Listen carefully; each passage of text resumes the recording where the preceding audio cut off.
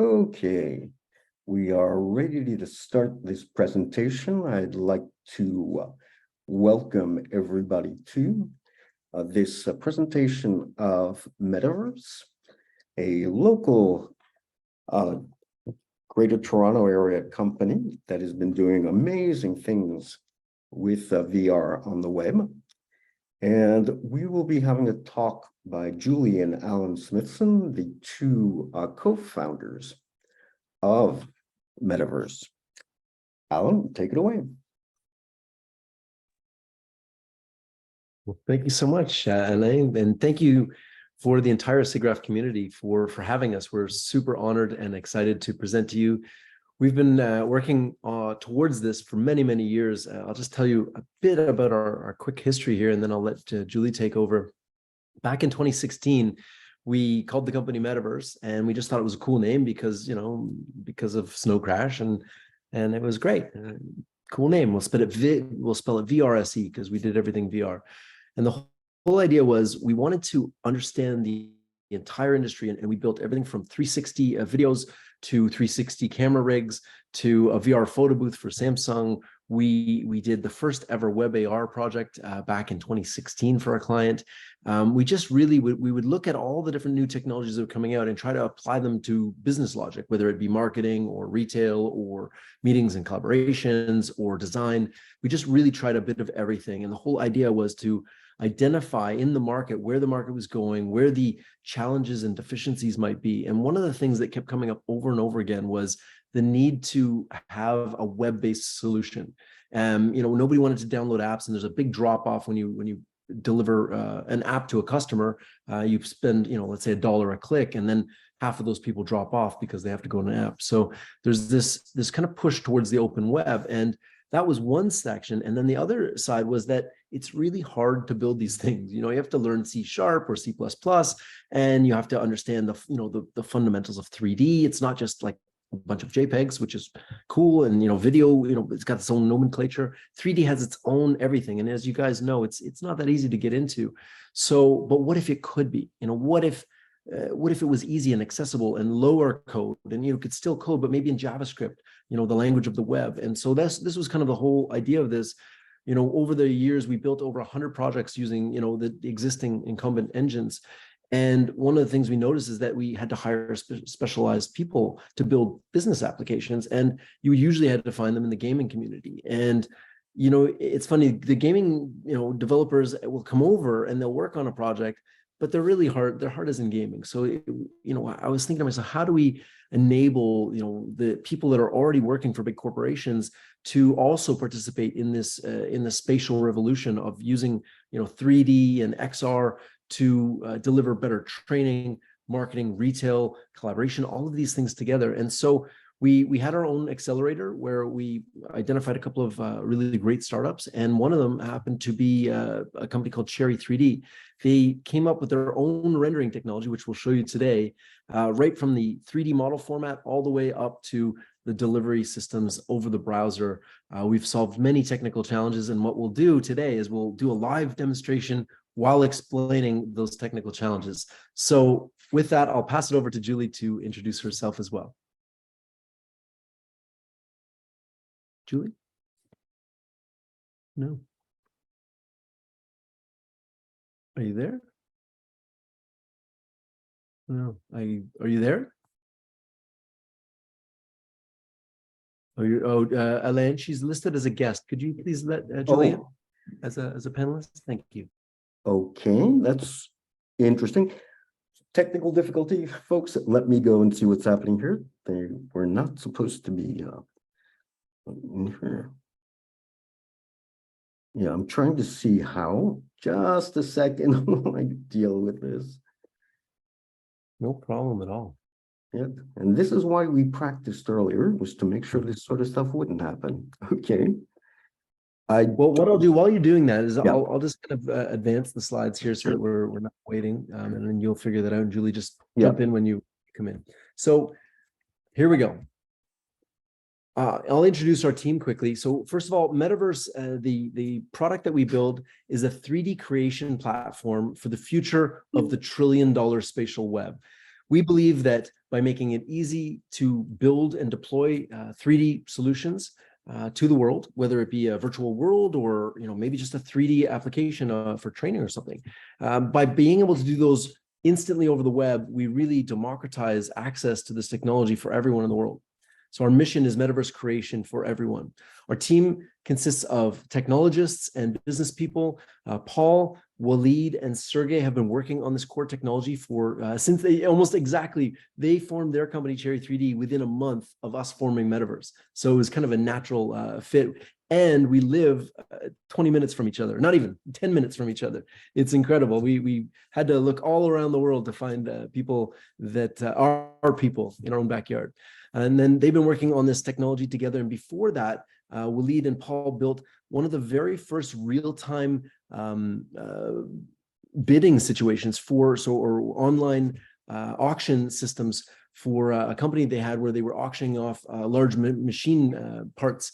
And by doing that, they were able to kind of figure out, real-time bidding stuff long before anybody else did. So they have a history of working together, building complex solutions. And so when we met them, they had already built the infrastructure for what became the Metaverse engine and what I'll show you today. Julie and I, we've been married for 21 years, and we've been working together for 25 of those. We've had 11 companies, including DJ software and hardware company. We had a medical billing company. We had a number of, we even had a hostel back in the day. So we've been working together forever. Julie's operations, I'm sales and marketing, and it's just a natural fit. Jonathan is our chief revenue officer and also a proud board member at MetaVRse. He was the former head of learning at Sprint, and he had deployed virtual and augmented reality and 3D training on tablets to over 50,000 people around the world. So he had a visceral understanding of how this technology could impact enterprises at scale. Karen's our compliance director. She's a wonderful human who keeps us within the guidelines of how enterprises need to be addressed, from security, privacy, compliance, all of these things. She makes sure that whatever we do is within the guidelines of the large companies that we serve, because we work with enterprise clients every day. This is a vital role in keeping us in track with keeping all of their security needs in place. And last but not least, we do have a larger team, but this is our management team. Octavio is our creative director. Octavio started working with us back in 2016 and has built a ton of the projects that you see. Then you will see him and his team. They come up with not only the concept, but really creating the solution. So, one of the training things I'm about to show you was a concept. Could we train people in 3D on tablets, computers, and smartphones on really complex machine replacement? And the answer was yes. And so they completely not only created the art for it, but the systems in place to take a CAD model and a training manual right through to a 3D training module. So they've not only done that, but they've created virtual worlds that are mind-blowing. So I can't wait to show you some of those. Julie, are you on now? No, did we get her as a, oh yeah, it looks like you're a panelist now, Julie. Yes, as a matter of fact, there are two Julie Smithsons, as you can see. Maybe so I'll stop sharing there and I'll let you talk and then share the video and we'll go from there.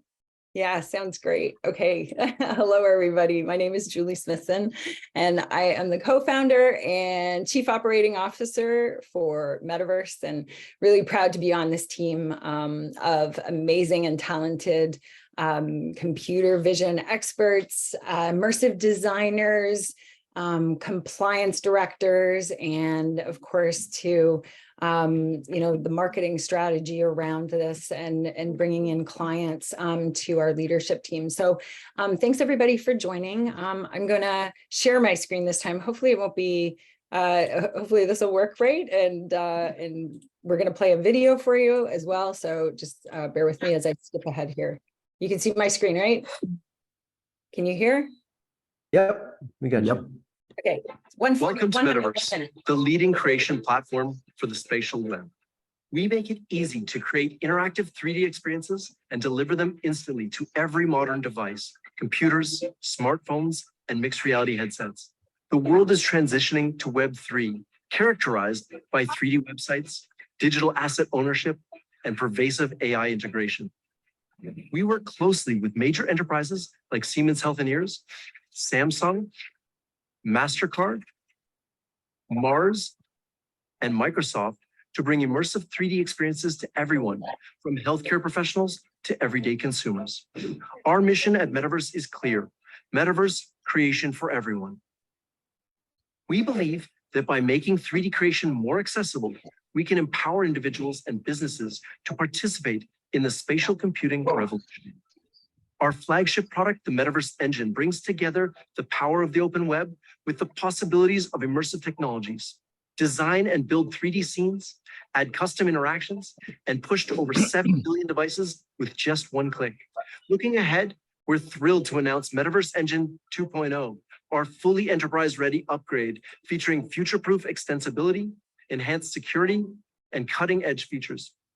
We hope you'll join us in shaping the future of spatial computing and be part of the revolution that will redefine how we communicate, collaborate, and create. Thank you. Great. All right. I'm going to move on to, oh, hold on. Next. All right, there we go. Don't show that one quite yet. We'll show it after. Okay. Come on. Sorry, No. my screen is going back. All right, Okay. I'm pausing. Maybe just stop here. sharing your screen. I will. Okay. All right, there we go. So while we're both here on the screen, why don't you tell us a little story about how we got here, Julie? Because I know, it gets impersonal a little bit. Sometimes you're looking at presentations and we're showing all this cool technology, but there really are people behind this. And we've worked really hard to put together an incredible team. So I'll let you maybe speak to how we got here. Yeah, sure. Well, going back into 2016, that's when we started MetaVRse for the first time. But years before, we actually created touchscreen technology for the music industry. And that, I think, pivoted us from working with immersive technologies and understanding how deep can you go with this technology. And that's what led us into you learning about VR and the applications around, the immersive space led to all sorts of questions for us on how we could be involved in. And that also led us to seeing the changes in education that needed to be made. So that led us to an even bigger mission to inspire and educate the next generation with these technologies to help people understand them. And that's where I play a big role in XR Women, a community of 800 plus women around the world that are working on building immersive technologies. And it's there that we're learning all about this, and we're bringing that back here to MetaVRse and applying all that learning and knowledge to the projects that we're building with our engine. Awesome. So if you guys are interested, xrwomen.com. They meet every single Wednesday. They met today. And how many events have you done now? We celebrated our 145th event in a row, 3 years. Yeah. Wow, incredible. Congratulations for putting women on the map in XR. Well, with that, I'm going to share my screen now, and we're going to dive right into a demo, because there's nothing quite like a live demo to get everybody's attention. So first of all, I just want to point out that everything you'll see today is running in a browser. If you'll notice my whole browser tab here, I've got different things in here, and they're all running in the browser tab. I've got the presentation here as well in Google Slides. So I'm able to do this from any device, whether it's a cell phone or smartphone, computer, tablet, or even in VR as well, all through a browser. So what you'll see here is a training experience. And one of the things that we've been able to do with this engine is really create the ability to rapidly create 3D content and deploy it to all devices. You don't have to build an iOS version, an Android version, a desktop version. You can really just kind of start building and then deploy it. And we've got it so that, it recognizes what device you're on and can give you the optimized device, the optimized performance for whatever device you're on. So right now I'm on a MacBook Pro M1. But you could do this on an iOS, Apple 12 phone. So this will work across any device. And this is a very small example, but as we progress, we'll show you some larger and larger examples, which I think will hopefully blow your mind. So we were able to work with one of our clients and create a whole training system on how to use the machines, explain, what the parts are and that sort of thing. And of course, it's fully spatial. And of course, learning about that, you can also start to do things that you could never do in real life, and, exploded views. And we were able to break this down right down to the screws, nuts, and bolts. And this ended up becoming part of the training regime for that company. And they saw a 40% savings in training, and of course, increased retention, because now you have the full ability to understand things spatially. And yes, it's not going to be ever as good as having the real thing in front of you, but some of the machines that we're dealing with are in the millions of dollars, and they don't have extra ones for people to pull apart and learn on. So this is the next best thing for that. And so what I'll show you now, we also incorporated, one interesting thing is we incorporated a full teach, try, test system in here, where you can learn how to, let's say, for example, is completely turned off. You can, let me Loosen just, the 4 hex screws located can you hear the in audio or lower no? rear panel of the Okay, instrument. perfect. Do not remove them completely. We can do this in any language. So we use AI to do the voiceovers, and we use Google Translate to translate to every language. And we have a system that can update all of these automatically across the whole, a full CMS system. Carefully lift the panel. I'll mute that. We don't need to talk about it. So we can now have the ability to zoom into products from any angle and learn about how to do this. So, undisconnect the power supply, undo these screws, so you can really understand this. But what's really interesting is once you kind of figure that, okay, got it, then you can go back and you can try it. So I can go try it now, go through the same learning. Okay, power supply, great. Now I actually have to click those screws. And if I don't click the screws, it won't work. And so now if let's say I click something over here, nothing works, I have to click the back panel and I have to do the work. I have to go step by step, and it tells me yes or no, and I get it. So then once you've got that, and I think this is really important to show the kind of the trifecta of this, you can test people. And we incorporated this right into the learning management system. So now you can, here, if the screen fails, I don't even know what this is, power board. Okay, we'll go with that. Next question. We'll go whatever, multimeter. Motherboard, screen source, complete display. Okay. And then I can literally I can click these things, and those are the pulse controls actually. And then transducer cables are down here. And so you can label them. And then once I click it, I get a score. I get 3 out of 4. Woo! And that can go directly. This is obviously not a complete test. Obviously, it's just a sample. But the idea is that now you can test people on these things from anywhere in the world and get them to proficiency before they ever step foot.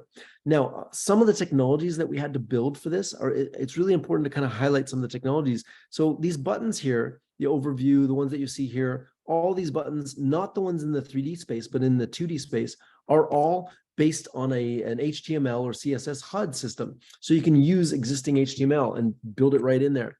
We built our own 3D rendering core, which allows us to have really high resolution 3D models delivered through a browser. It also deploys to all devices, so you don't have to build an iOS, Android, Mac OS, Windows version. It's just one click, publish to all. And of course, you can build this on premises. It's cloud agnostic. So with that, I'll stop and I'll pass it over to Julie. Thank you. Thank you. Okay, let me get to the right slide. So just to reiterate, you can try this yourself. And I'm going to share my slide. Hopefully shared. Nope. Nope, that's your slide. Sorry. There we go. So again, enterprise applications, we've dropped a QR code here for you to try yourself. The link is there too. And the value that we were seeing was the rapid 3D creation and instant deployment of all devices that we provided, and 40% savings on training, increasing the retention levels and incorporating it into a management learning system so that the workbooks could incorporate those virtual labs. The technology that was used here was the HTML, CSS HUDs, the 3D rendering core that runs on any platform from iOS, Android, Mac OS, Windows OS, and without having to make separate apps for each of them, and the on-premise hosting and cloud being cloud agnostic. So that's a peek into our training applications. Alan? Awesome. Thank you, Julie. So the next thing I'm going to show you is a product that we built called Metopia. And Metopia is virtual meetings made fun. So the idea here is, Zoom for 3D meetings with all the functionality of video sharing and that sort of. What I'm going to show you, I'm going to start here. This assumes you've logged in and you can create your avatar. So I'll go in here and we have a bunch of avatar drop downs here. I'll just say, oh, this guy with the funky hair, I like him. Cool. And I'm doing this all real time, so bear with me if it does take a bit of time. This is all real time. Alan SIGGRAPH. There we go. Save that. And now I've got this, so I'll select that avatar, and now that avatar is going to follow me into the next part. So I'm going to create custom room here. So when you create your custom room, we'll call it SIGGRAPH, and then you can have only users join this private room. So if you only have registered users, or you can have just random guests, no problem at all. You would have to send them the link. You can create a POAP or a proof of attendance certificate, all secured on the HBAR or Hedera network, which is our blockchain partner, Hedera. And then other things you can do is you can select required prior room attendances. So for example, if you had a bunch of meetings and you only wanted people that were at those 5 meetings to come to the next one, you could do that as well. So you can have token gated systems for people that you want to give them a token to come to. It's almost like ticketing. And then of course you can choose the date and time of this event, but I'm not going to choose time. I'm just going to schedule the meeting and bypass all of those things. If you'll notice, we have a bunch of room options here. You can choose any one of these rooms. So I'll choose this one here. And then you can add your guests. So I can send an email to somebody. I can generate new links. And here, what I'll do is I'll put this in the chat to Julie. And maybe Julie can join me in there. I'll close that. And then what I'm going to do is I'm going to go in and enter the experience. And I'm doing this all real time, by the way, just so I want you to know that, if it takes a little longer, it's because we're running Zoom as well. So one of the benefits to this is that you get really enhanced engagement, and people. Oh, there's Julie. I can let her in here because I have a guest waiting list, and you really get this kind of sense of immersion that like I'm in this space here. I can walk around. I can see my avatar. I can jump by using space. So it's WASD like a normal video game. They use the mouse to look around, and yeah, we can go have a little private conversation over here. Let's see if Julie's made it in here. Oh, there she is. And if you want, you can click your avatar and I can do a little dance. I can maybe send some hearts. There you go. Hey, Julie. Julie, here, I'll send my heart so you can see it. So what she's seeing on that side is that. There we go. And I can point. And of course, this is very early days, but we built our own avatar system as well. Because we didn't want to be reliant on different avatar systems. Of course, if you want in the future, you can bring Ready Player Me avatars and that sort of thing, but you can go to first person and you notice that these buttons on the left here show up. So you can always come back to third person, right? So there we go. And I'll just go back into first person. Do that again. That was awesome. Send some love. Hey, awesome. Cool. So there we go. We have, this is Metopia. And one of the cool things is we can also chat. And this is all happening real time. Julie's on Zoom with me. You can say, wave your hat. It's all real. We're not faking it. Did you get the chat in the chat room there? Oh, there we go. Hi. Awesome. So it's all real time. It's working. And the other thing we can do, and I'm sure it's going to work. Let's try. There we go. So we can do video. I'll turn that on and you'll be able to see my video there. And then if Julie turns her video on, and we can turn the picture on, and there we go. She's up here in the top left. And if I go back to the 3D space, I'm not sure why it's not showing there. Hold on, let's see. It should show up here. I think that the point here is that easy. we're moving into a spatial meeting space, and we're seeing that trend of collaboration happening in enterprise and businesses of bringing people together. So we're literally taking our Zoom and Google Meets and Teams links, and we're going into the Z dimension and becoming avatars, creating digital identities, and now we'll start to interact. And that's where we go to the next level, right, Alan? Absolutely. We even, we're starting to push the limits. One of the technologies that we put in here is multiplayer. Obviously, we've got, multiple people in here. We've got WebRTC, the ability to screen share. token gating, like I said before, and also the ability to use VR and WebXR. So we'll be pushing that very soon, so you can come in these rooms in VR as well. And you'll notice that our avatars do have legs. They have the legs, they walk. Awesome. So what I'll do now is I'll just show you one more setting here. We actually are able to, through the engine, add real-time shadows. I don't know if this one has a light, but here, let me go over to where the light is. So you'll notice there's a light shining from the outside, and I'm able to cast shadows not only from my avatar, but on my avatar. And it, gives a nice sense of realism, especially in virtual worlds. So it really adds to that kind of sense of presence and being there. Every time you can push a little bit of extra something to make it look realistic, it's better. And I will just remind everybody that we're just running in a browser here, and I've got several of them open. So I'll stop with there, and I'll pass it over to Julie again.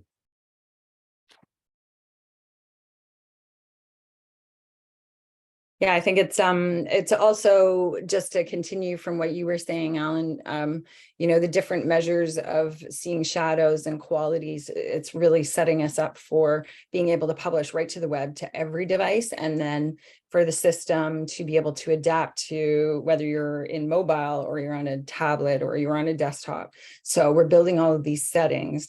They may not be automatic right away, but they will be soon. And as we're going, a lot of them are. A lot of the stuff you don't see, it's all in the background, and it's like, oh, you're on a smartphone. Here, you should have it at 30 frames a second or 60 frames a second because you have a newer phone. Yeah. That's right. And we're pushing at 60 frames per second on the highest level quality across all devices. So that's pretty exciting. And actually, it'll go up to 120 as well. Yeah, we're able to push up to 120. Mm-hmm.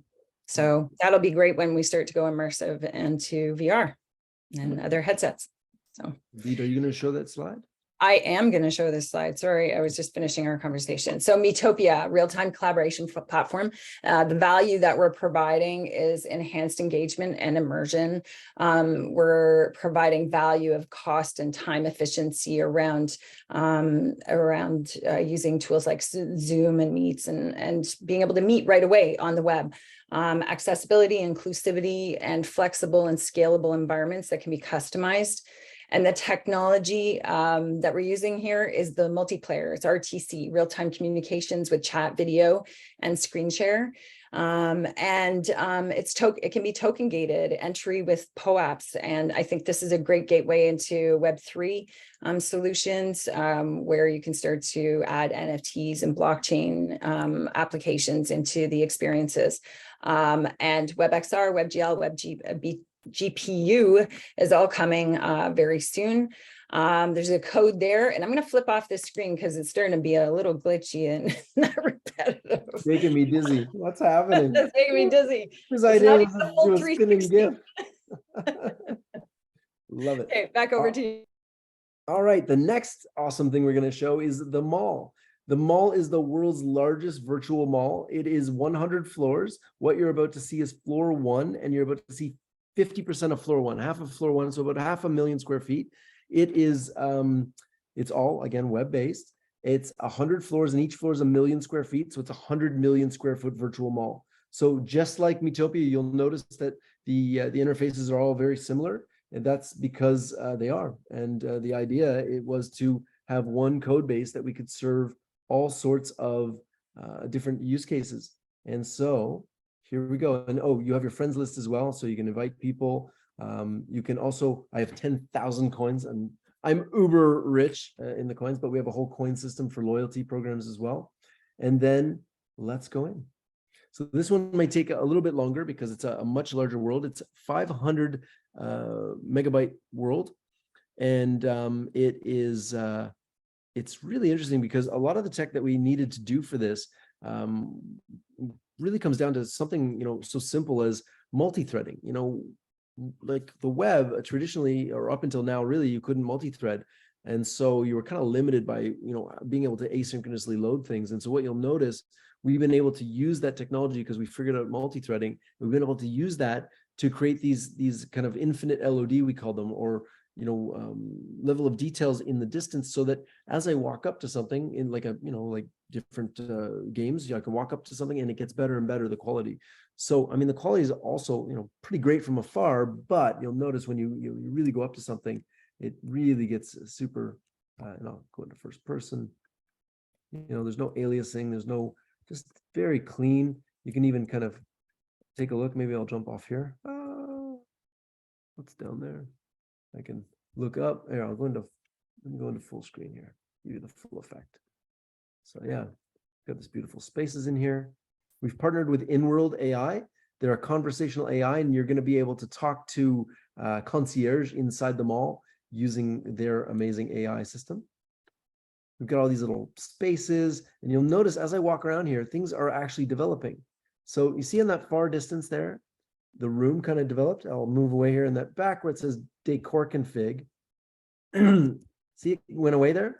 What we've designed is this new technology called multi-zips. And the idea is that whole decor config room is a project. This one here with Bamboo Meadows, which is another one of our partners, they do NFTs inside of Apple and Google Wallet. It's really slick technology. But that whole space there is their space. They own that space. They can publish to it.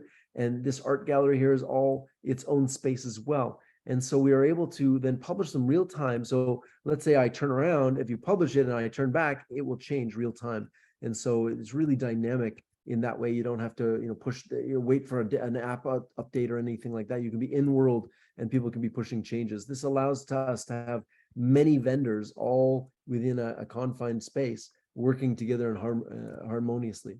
So if I go in here, for example, maybe I want to have a configurator or, or rose gold. Yeah, rose gold. Maybe we want the floor to be marble. Here, I'll go into first person. You can see me. Let's change this table to gold. No, rose gold for sure. There we go. Copper, gold, copper. Yeah, so you can see that we can build anything right from the carpet. So this is all just a configurator, and all the configurators is we have a whole configuration system in the engine, which I'll show you in a second. So there you go. That's the mall, and I'll run you over here to one more section in the mall because I think it's super cool. We're building a video game arcade. I'll take you through the art gallery here. Check out the art. You can always come in here. There'll be a link shown in a minute. But one of the things in the mall, and you will be able to buy power-ups. You will be able to buy rocket skates so you can get across the mall faster. But in here, you got the Juicyverse, and this is going to be on floor 2. And we worked with Mars Wrigley to build the Starburst Juicyverse, and it won an award for Best Digital Marketing Campaign this year. And we're super excited to have Mars Wrigley on floor 2 of the mall. This is our blockchain partner Hedera's office. They're having an office here where they can host events. They can have little meetups and stuff like that. So they're going to be hosting a meetups there. And if I can sneak around here, up here, we have our arcade. I'll look down on it, just show you the arcade. We've got a huge Ryu in here. And you'll be able to play video games on these screens very soon. Little mini video games will pop up in iframes. So we're able to bring iframes directly into the mall as well. This is our partner BitPay. They allow us to take payments in all different cryptocurrencies. So we accept payments in, of course, fiat and of course in cryptocurrencies. So, and then the last but not least, I'll just show you another. So you'll see here, there's nothing in this room. The shoe's not there. And as I walk in, the multi-zip recognizes that I'm getting close, loads it in for me. And then I have a full customized. And did you see the geometry get a little better as I got closer there? So as I walk away, you can see the geometries change real time. And so I can make my own Nike shoe and make this one red. So there you go. So with that, I'll stop and pass it back to Julie. That was the mall, themall.io. And the one big piece that you did not mention is the fact that you can go shopping with other people. So the real-time communication, social aspect, the whole let's go shopping together. Let's go check out this product is something Alan did not show in his demo, but opening up your communications portal, just like we are doing here with video, audio, and chat, is available. And that's the power of the mall, is being able to go and experience these things with other people, and also real time see what, what kind of shoe are we building? What does the living room, what is it going to look like? And this is where increased brand engagement's going to play a part. And that's my next slide here, just recognizing the value of increased brand engagement, and gamifying things that can be social. You and your friends or colleagues can go on an adventure hunt in the retail space, and that you can tie that into brands. And what great way, just like our Juicyverse partner, our Starburst partners with Mars Wrigley and Mars Agency, they gamified that whole experience. So it's taking that brand engagement to a whole new level, where increased revenue, of course, the big value for everybody, starts to play, because there's an emotion of fun and and reward that can be attached to a brand that makes people go back for more. So the technology we used that Alan talked about was the multi-zips, the infinite LOD, the geometries and textures, as well as the physical digital products sold in fiat and crypto. The mall is Web3 ready to go, as well as Metopia, ready for those great experiences and tying them nicely, and all running on the web. So over to you, Alan. So cool. I'm so excited. The last part, which I think you guys will like the most because you're SIGGRAPH, is how the sausage is made. Because it's great that we have these great experiences that we can run around, but how are they made? How is this thing powered, and how is the editor working? So this is the MetaVRse editor. It's the powered by the MetaVRse engine. Obviously, all of these projects everything's powered by the engine, but everything's built on this editor and then deployed accordingly. So I'll just walk you through it quickly. We've got your projects. Obviously, you've got projects that you make, and whoa, what just happened? Sorry, guys. Oh, there we go. I'm good. I meant it. I two-fingered back. Sorry about that. You've got all your projects here, and then I've got my account. So I've got all my name and password and that sort of thing. Subscriptions. So I've got my subscription right now. I'm on a free account. They're all free accounts right now. We don't have it connected to a payment system right now, but you can build whatever you want. Basically, there's no limits right now. And then marketplace. So also we have this thing called booster packs, which we'll announce later, but you won't have to go up another seat or something like that. You'll be able to buy these booster packs. We're still working on that now. And then marketplace, you can go and buy those things, licenses and booster packs.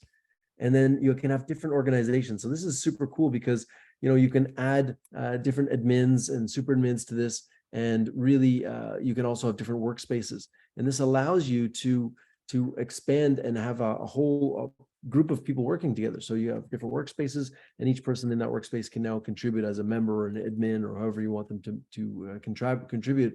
But it's actually right now it's asynchronous editing together, but pretty soon it will be synchronous editing as well. So you'll be able to edit projects real time anywhere in the world together from this editor. So let me create a project here. We'll call it SIGGRAPH. And you can either, well, right now it's all of them are public and visible only when you publish. All right. So I'll walk you around the editor, and we'll just kind of start by showing you can resize any of the windows you want. Anything can be resized, pretty much all of them. And then you can grab this one here. It affects the HUD too. And then, so this is your 3D scene. And to put it in perspective, I will just put a cube in there. And this cube is 1 meter by 1 meter cubed. And you have a ton of space to work with in here. It's a kilometer by a kilometer, the map, and you have the ability to build whatever you want within that kilometer by kilometer space. So with that, I'll just hide that for now, and I'll show you around. So right top left, you've got your save, export, exit project. So if you want to export, it'll export the actual entire project. So you can then send the entire project package to somebody. They just drag and drop. So what I'll do is I'll show you what that looks like. Actually, you literally just drag it onto the screen and drop it, and it opens up.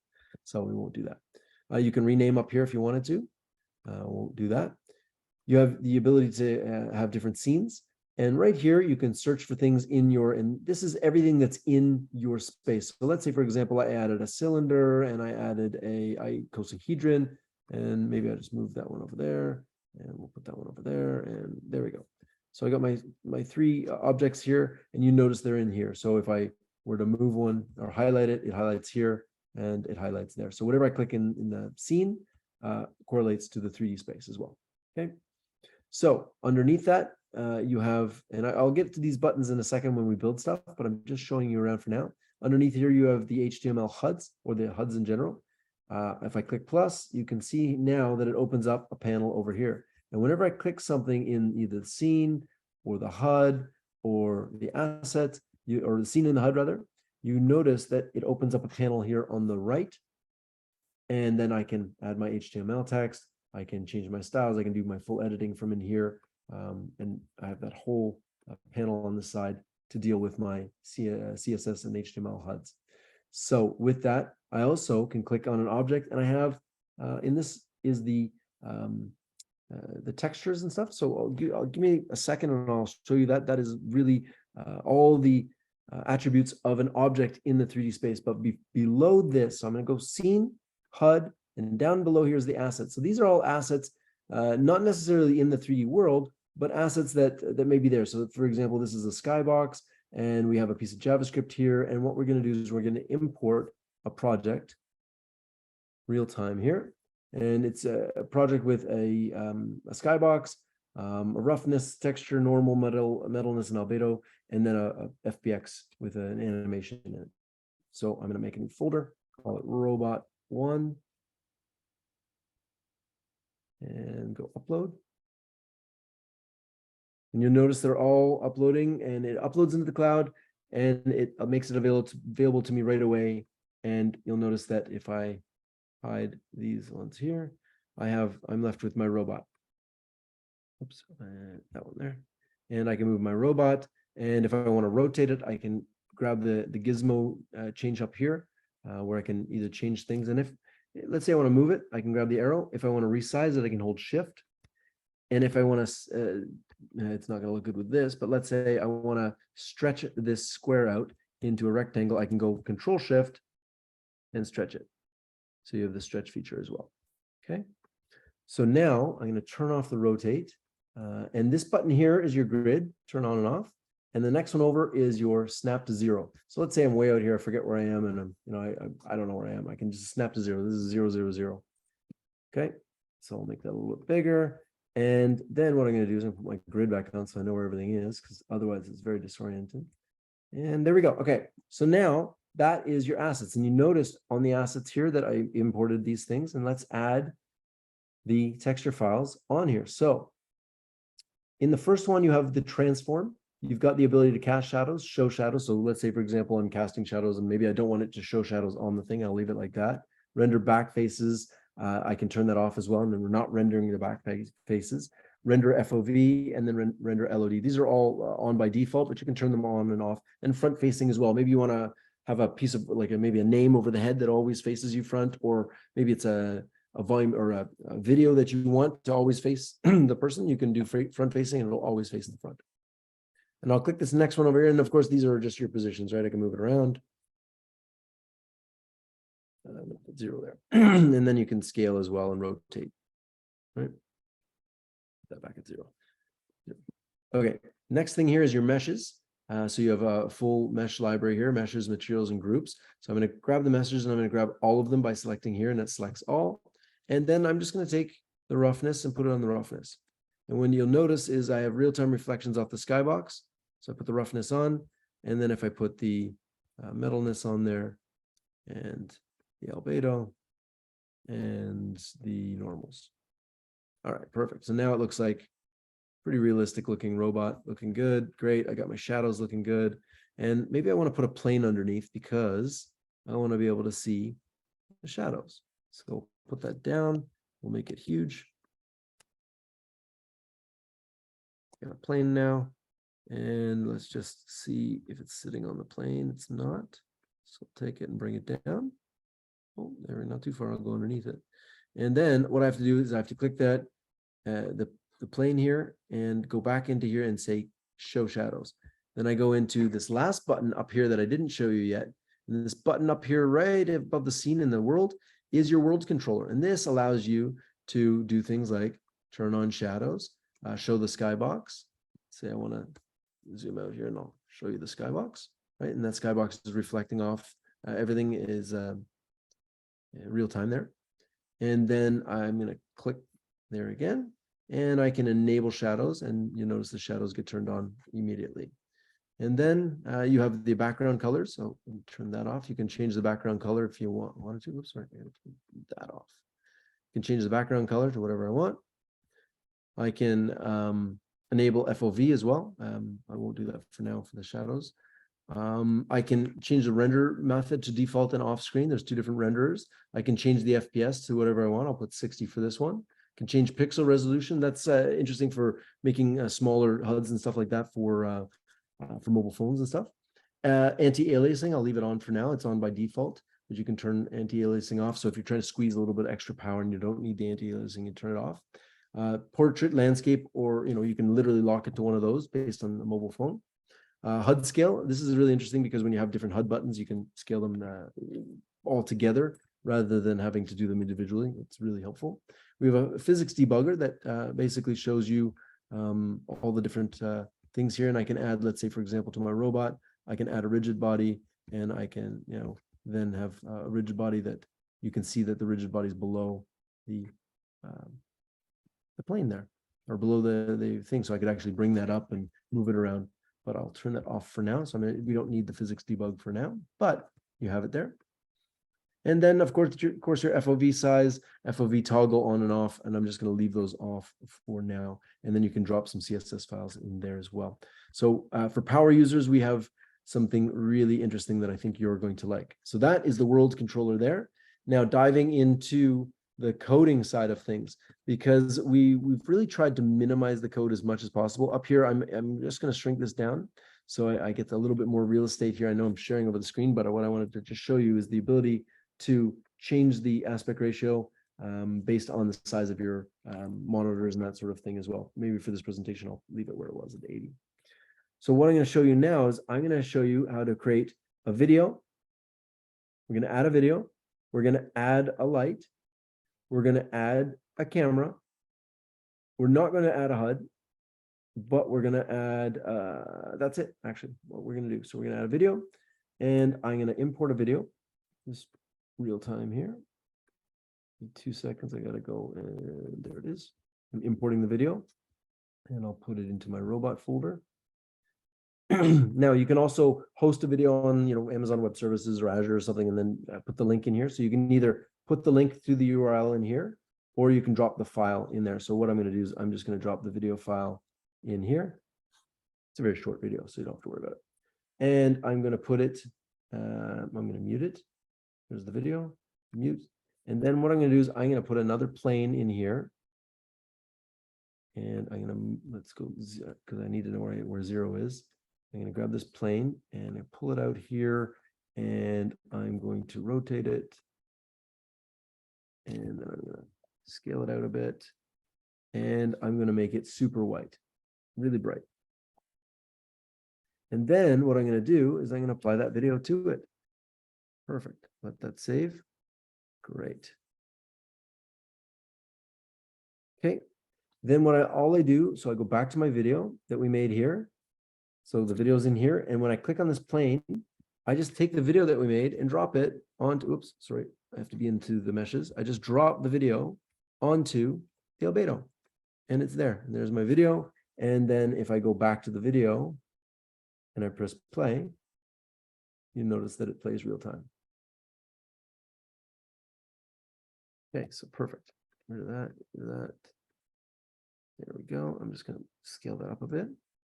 Perfect. So now I've got my video in there. The next thing I'm going to do is I'm going to show you the light. I've got a real-time lighting. I can increase and decrease the lighting in the space. I'll just put it at like 1.5, and then I can, maybe I want to move it up, and real-time lights. Every time you add a light, it does take power. So, be cautious with your lights and just be reasonable. Camera's really awesome. Anywhere I want the camera to be, let's say, for example, I want the camera to be, I don't know, let's say here. I go use current location. Now, wherever I am in the scene, if I'm way out here, I just go to location. It'll take me back here. And yeah, just snaps me back to the 0. So what I'm going to do now is I'm going to tie it all together. I'm going to take this robot. I'm going to make it a button by adding some code. So in here, we've got a set of animations. So I can swipe through the animations. You can see that it animates. Great. I've got an info panel here that tells me all the information about that object.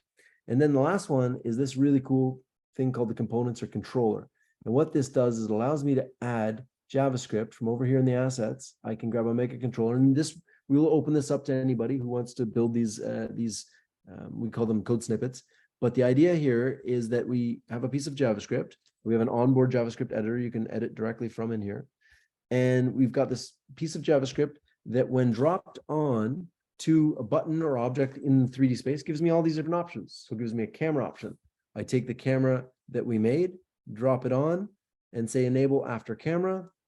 Then I go camera duration and say, let's call it 4 seconds. Perfect. Configuration. So I didn't show you configurations. I'll show you that afterwards.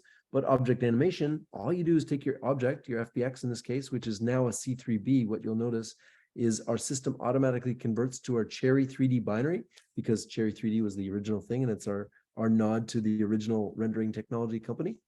And so robot.fbx.c3b is now in there. Of course, I've got my animation there. And I can slow it down, speed it up, all that type of thing as well. And then I'm going to add the video component. I just take the video that we made, drop it in, and play after camera, and let's see what happens. And everything's happening real time, so you'll know, how long it's going to take to load a project, that type of thing. Okay, so I'm in my space here, and maybe I want to take let's take a little photograph here. That'll be my load screen. So now that'll be my load screen. And if I should be, theoretically, if I click this button, it should fly me in and animate the robot and play the video. Okay, but now what we want to do is maybe we don't want to animate or turn the video on until after we finish the fly-in. So let's try that. So we're going to go back to the robot, which has that piece of code. And I'm going to say video start after camera. Okay, perfect. So let's try that now. So you can see how real time I'm able to make changes, and without having to write any code at all, I can get a long ways. And so the combination of having to write code and then and using code snippets together is the real magic sauce. So it takes 4 seconds, fly in, animate the robot, play the video. And this could be a shooting game, or it could be activate a training manual or video or something like this. So the cool thing is, now that we have all this built, one thing I'm going to add in here is a configuration. This is the ability to change something in the scene. I'm going to make a really simple one. I'm going to go into new configuration mode. Anything I do in the scene now. So in this case, I'm just going to change the color to red. And then I can exit, and I can turn that on or off. Exit, there we go. And I can turn the red on and off, okay? So now I'm going to turn it off, and then I'm going to add that configuration to the piece of code snippet by simply dragging it over to the configuration, enabled after camera, and now preview. This robot will turn the base red and fly in, and will do all the things that it's supposed to do, I believe. Let's go. Real-time demo. Amazing.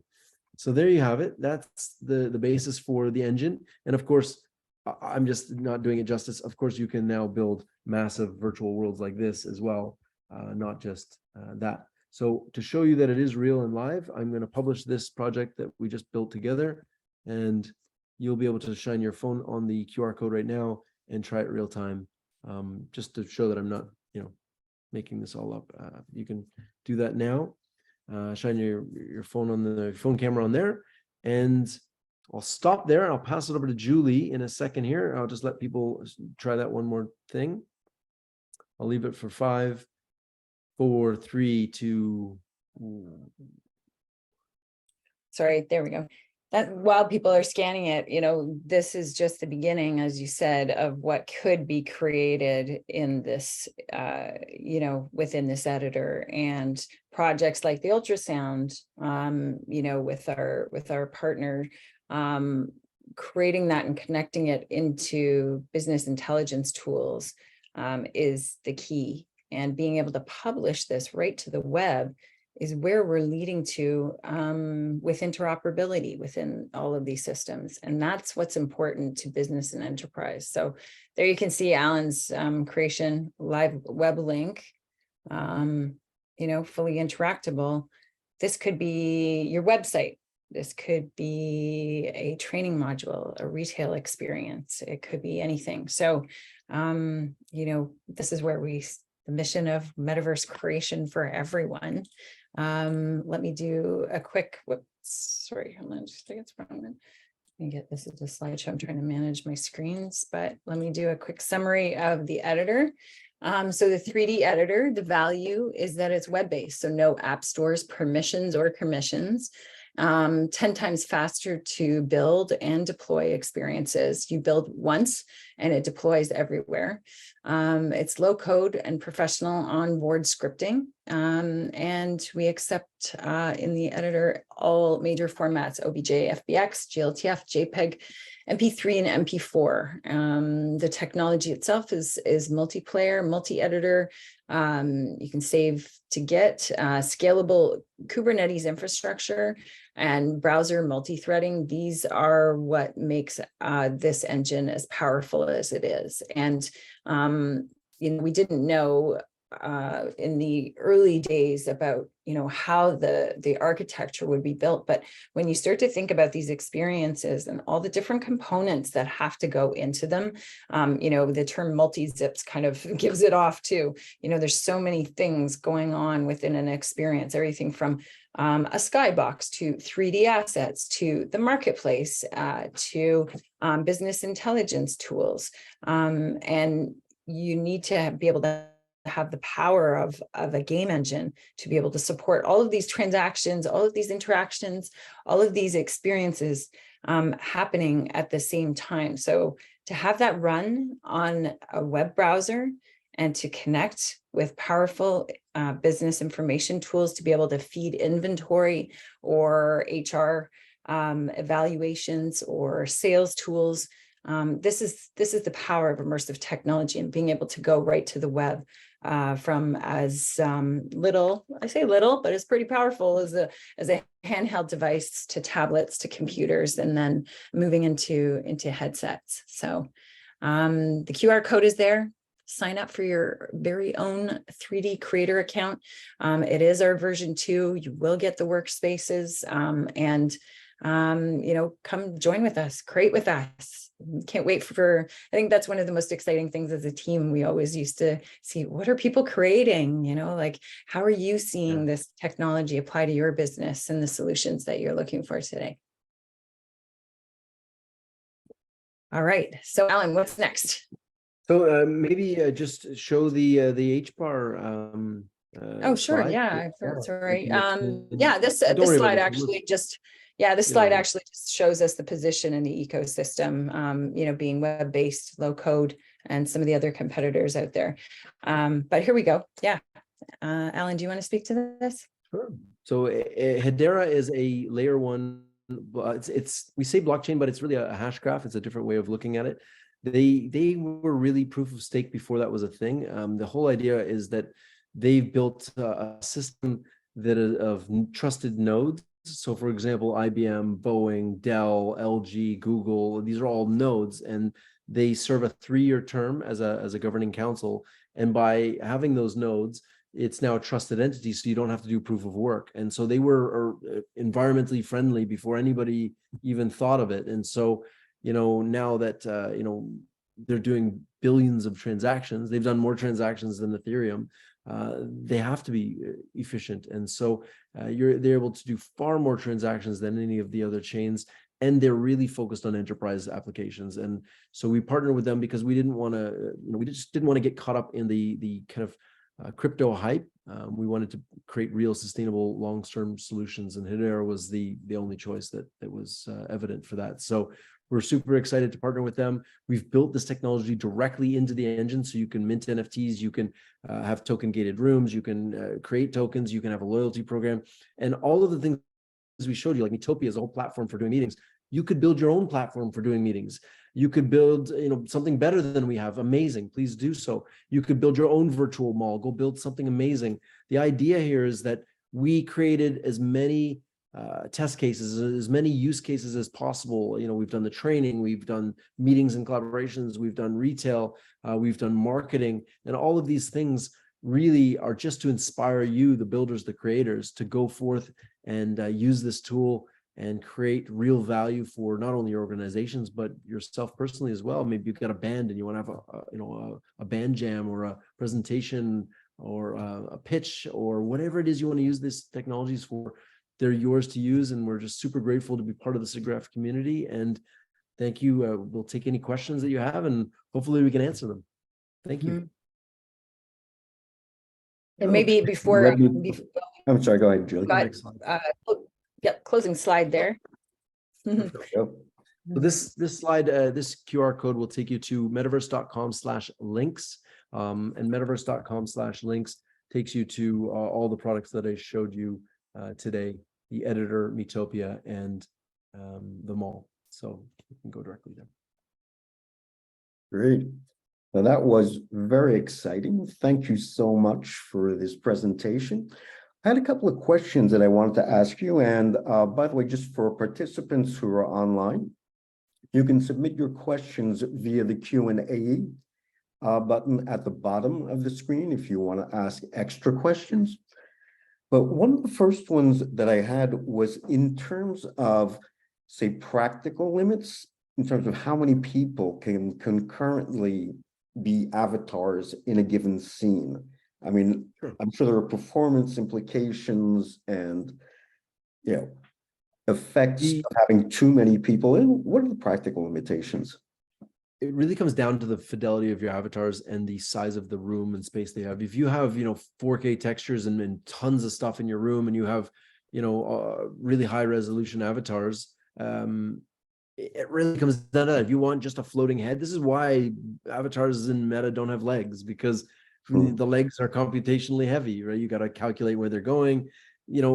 It's really a trade-off. We built an engine. You can build whatever you want. If you want to use Metopia and know how many that, I would say maybe 20, depending on the room you're in. And then it's shards. We can have we have a sharding system so that once you hit the maximum number, and of course you can set the number yourself. So, you'll be able to say, oh, I only want 10 people in this room. And then every time it hits to 11, it just opens a new room. So, it really comes down to the creators and what they want to do to maximize performance. Because you may not care that it works on a phone. You may want to build something that only works on desktops. Well, of course, crank it up, go for it. Put 50 people in a room, it doesn't matter. But also you have to, think about the audio, right? When you have a cacophony of people. So we're still working through those things, as well as how do we, make audio for a giant room of people work. So we're really new, the Metopia side of things is really new. I mean, we just released it in staging. It's still a staging link. So yeah, that's a great question. We don't know the theoretical limits yet. We've had as much as 25 people in there, no problem. But when people start all talking together, we don't have zones yet, so you can't break off into zones. So that'll be coming very soon. I think it really comes down to just practical use case for the creator and what you want to put in there. Now that makes sense. Got it. We don't have any hard limits on anything. Mm-hmm. One of the things I was, wondering about is, so for use of the editor, is that open to anybody? I'm assuming people need to register to be able to try this out. It's free. Go for it. It's editor.metaverse.com and spelled VRSE, obviously.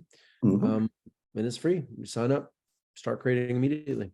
Very and cool. If you have any issues, right in the middle, I didn't show the button, but right in the middle of the editor is a feedback button. So you can have a drop down, give us any feedback. If you see a bug or anything, just give us the feedback. We'll fix it. If you want a feature, that's what we're here for, is to build it for you guys. We didn't build this for us. We built it for the world to build really cool stuff on. Oh, here's a question.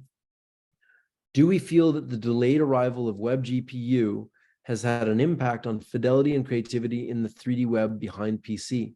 Do you think this will have a delayed resolve with mobile adoption yet to be seen for it? To be honest, yes, for everybody else, except for us, because we built our own rendering tech. So we were able to overcome those and show, I mean, you saw the fidelity of what we do. It's stunning. I mean, obviously we're not AAA game in Unreal Engine, but we're pretty damn good for a mobile browser. And yeah, I think it's pretty damn awesome. And yes, when GPU is kind of pushed to everything, we're ready to flip the switch. So be great for us. It'll just make everything even better. But yeah, it's a pain that some of the organizations are not adopting these technologies faster than others. I'll leave it at that. I'll be politically correct on that one. We are working on USDZ. It's in the future roadmap as well. Yeah, I was wondering, so are you guys planning to go and take a booth at this year's SIGGRAPH so that you can show the world what you were building? I think we probably should do that. I mean, we'll be ready. We've been kind of like in loud stealth. We've been building all this kind of infrastructure for a few years, but we've been, of course, building stuff for real clients. So we would take these clients in and build and do all these things, and then talk about it. But I think by SIGGRAPH next year, we'll be definitely in the full scale onboarding of as many people as possible. So I think that'd be a wonderful addition to our calendar year. Can I share my screen quickly, Julie? I wanted to share this with everybody. This is our product roadmap as well, just so you can kind of see where our brain is at. So in 2024, we're going to be adding advanced analytics, so heat maps and some analytics that some of our customers are asking. You'll be able to create HDRIs and skyboxes for separately. So you'll and I don't know why that shouldn't be in that same box, but you'll be able to create HDRIs and skyboxes. So you'll be able to create like a cube map and a skybox so that you can impact the lighting and the visuals a little bit differently. We're creating, these are weird. I'm just looking at some of these don't make sense, but the animation suite, create 2D images on demand. These don't match. I got to go back and fix this. Sorry, I think some of them got mixed up here. But the animation suite will allow you to have deformations in 3D. So you'll be able to have like your avatars real-time deform. So we're working on a thing where you can take your camera feed and you can feed it onto your avatar. We'll also be able to have like a full animation suite. So right now you can animate an object in like Cinema 4D or Blender or Maya or whatever, and then import it with the animations. But you'll be able to do those animations from within the engine in the future as well, in the near future. We're working on a bunch of different lenses, camera lenses and stuff, so you can get some really cool effects. API integrations for things like Sketchfab, being able to just Google or search at the bottom of the window there, find your object that you want and bring it into the world. We're going to also do partnerships with Blockade Labs. We're going to be building that in so you can develop your own custom skybox using AI on the fly. And then, of course, 2D images with Midjourney and stuff like that.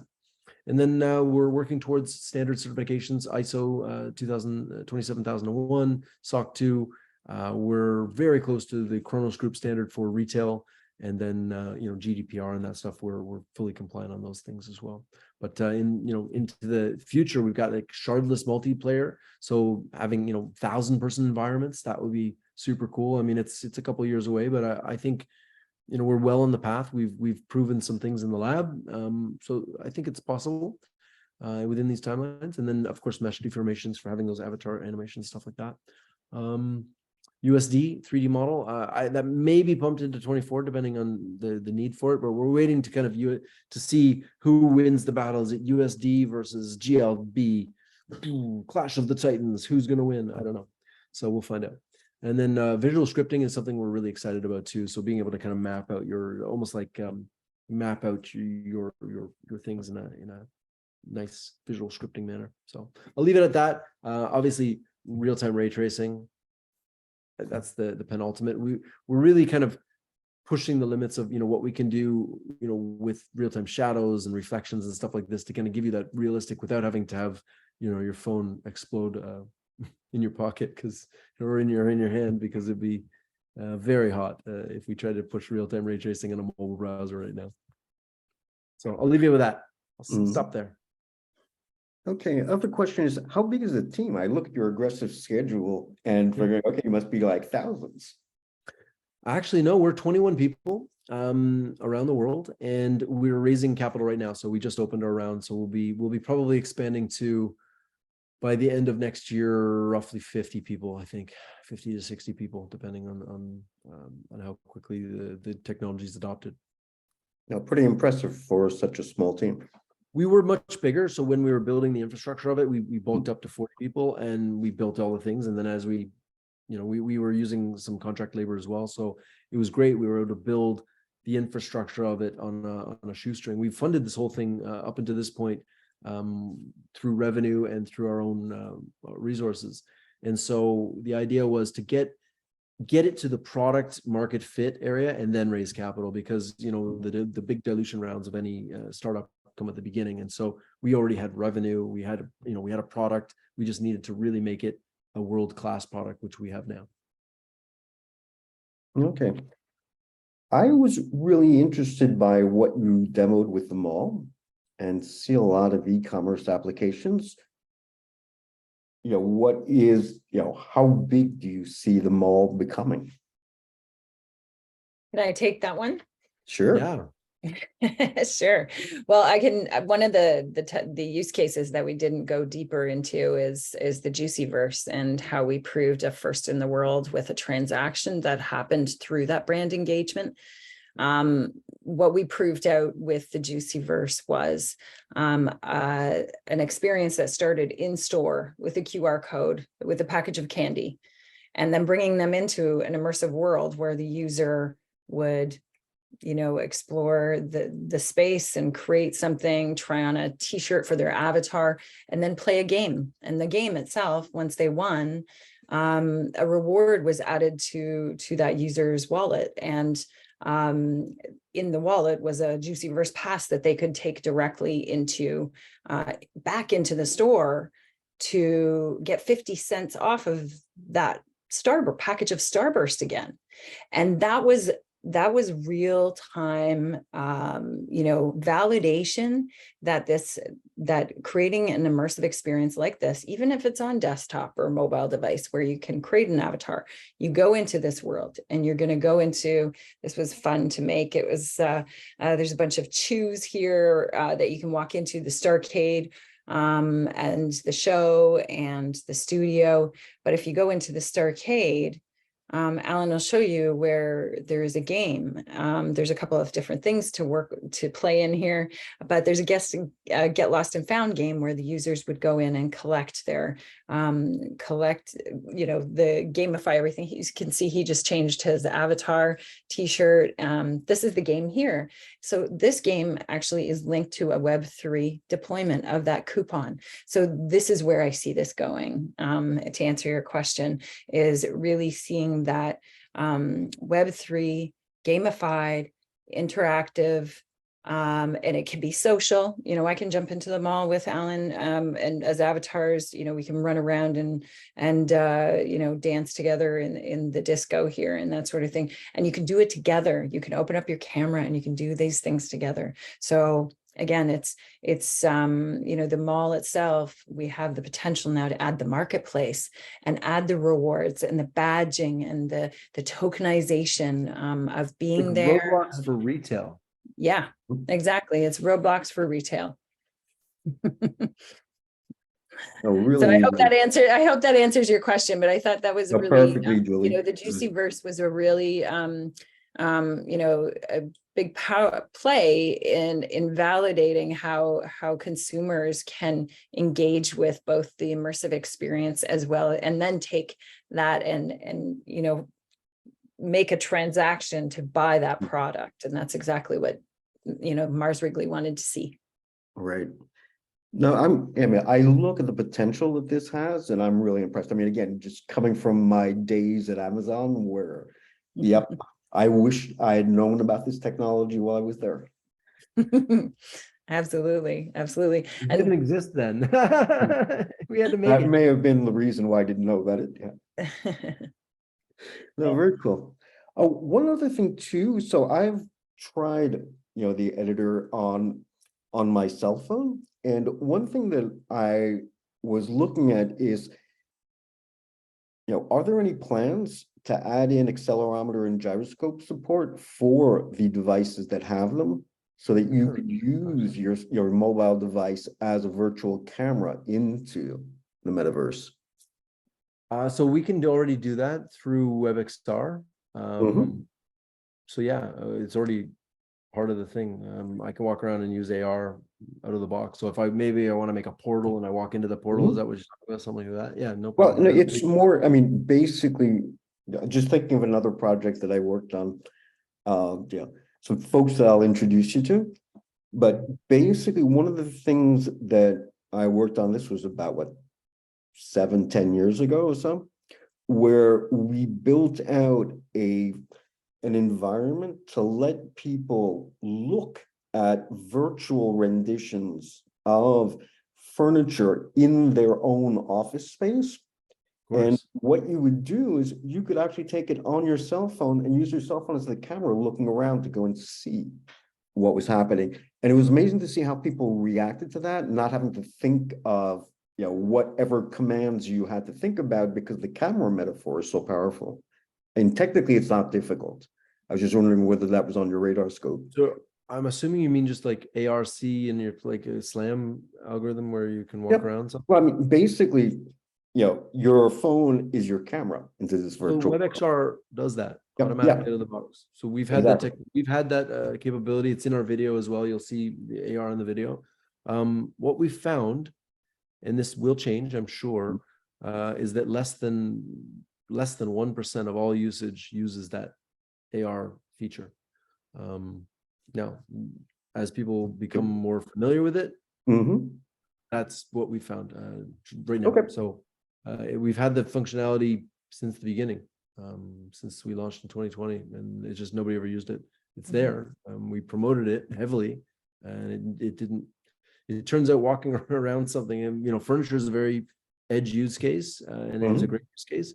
But outside of furniture, there's no reason to walk around with your phone and do this. Maybe if you're chasing Pokemons, or maybe doing an on-site activation, something. But anyway, the functionality is there for sure. You can do it right now. If you want it, it's there. Okay. Well, you've answered all my questions. So I want to see if anybody else wants to submit some more again through the Q&A button. I'm not seeing any more. Okay. Well, if not, then thank you so much for such an amazing talk. This was Thanks great. for having us. I'm sure everybody learned a lot by what you're doing, and I'm hoping they'll all go try out the editor and build their own scenes with this. And we really love that. We honestly, when you build creator tools and you see what creators do with them, that's the magic. It's, we're just trying to seed it, and like, here's what you could do. It's cool, it's great, but man, what people are going to do with this, I just can't wait. Super excited. okay. Well, with that, thanks again, and I'd like to thank all of our participants, and wish you all a happy end of your week. Thank you so much. Bye. Thanks, everybody. Thanks, Bye-bye.